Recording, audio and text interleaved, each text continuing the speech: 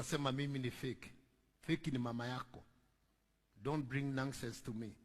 Kama ni mwizi, uliza CBK. Nasikia wanasema niliiba Kiwanja. We ICC tafuta lika yako. Mimi si lika yako.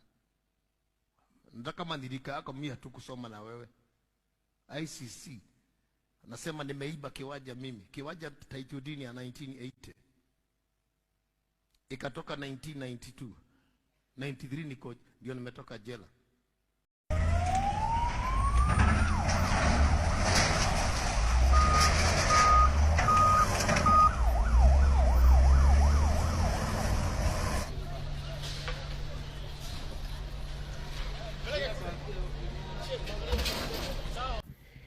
In the heart of Nairobi, where faith, politics, development, and controversy often collide, a dramatic moment unfolded, one that sparkled debate, emotion, and a national conversation.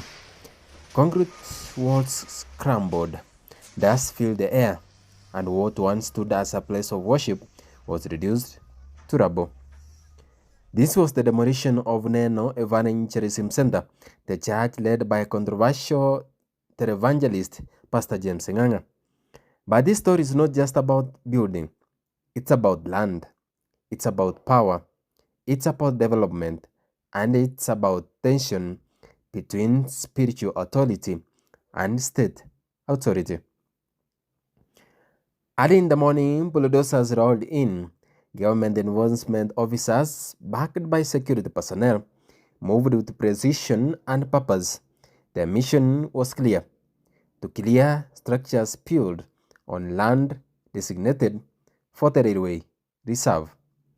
Neno Evangelism Center was among several buildings marked for demolition. Homes, businesses, churches, all standing in the path of a major infrastructure project meant to expand and modernize Kenya's railway network. For years, the government had issued warnings. Notices were served, deadlines were given, appeals were made. Structures built on railway land, some legally, others illegally, some in disputed circumstances, were told to vacate.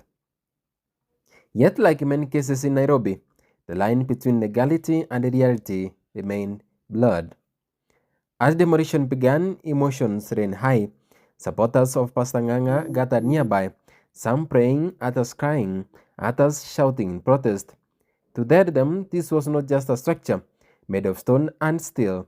It was a sanctuary, a place of healing, a place where thousands claimed to have encountered God. Pastor Nganga himself did not remain silent. Known for his fiery sermons, bold declarations, and controversial statements, the preacher expressed anger and disbelief. He questioned why a church was being demolished. He questioned the timing, and he questioned the intentions behind the exercise. To his followers, this was persecution. To critics, this was the law, finally being applied equally. The government, however, maintained a firm position. Officials stated that demolition had nothing to do with religion, personality, or popularity. It was about public land, it was about safety, it was about development. Railway reserves, they said, cannot be occupied by anyone. Not by the poor, not by the powerful, not even by the pulpit. Across Nairobi, similar scenes played out. Buildings fell one after another, some owned by ordinary citizens, others by influential individuals and institutions. The message was clear: the railway expansion would move forward, regardless of who stood in the way. But the demolition of a church carries a unique weight. In Kenya, churches are more buildings. They are symbols of hope, centers of community, places of refuge in a city struggling with inequality and hardship. For many, watching a church being torn down felt deeply unsettling. Others, however, asked difficult questions. When churches collect millions in offerings, should they not obey planning laws?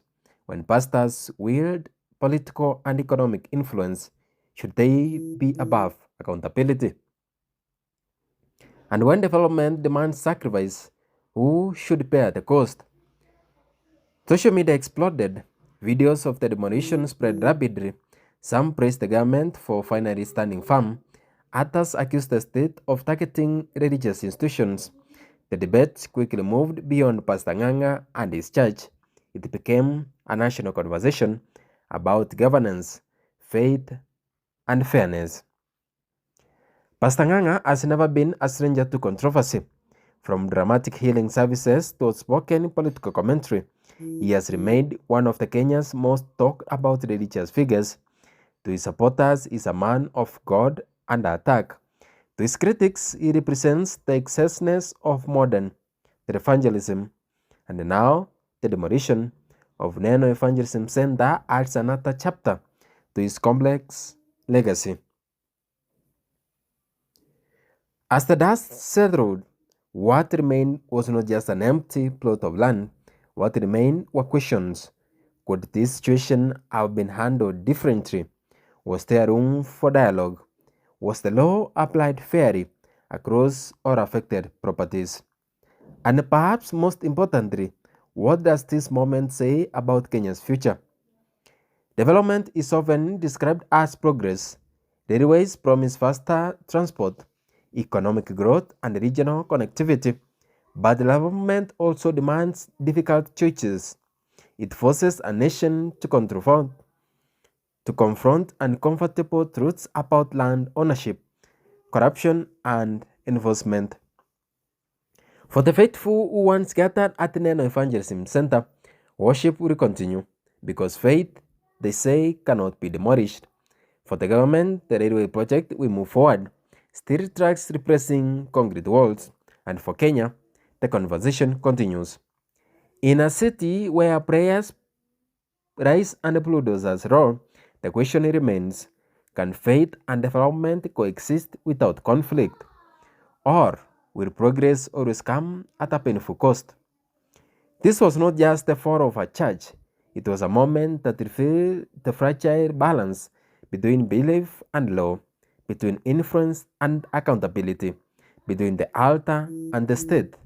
And as trains began to pass where pulpit once stood, Nairobi is left to reflect on what was lost, on what was gained, and on the price of moving forward.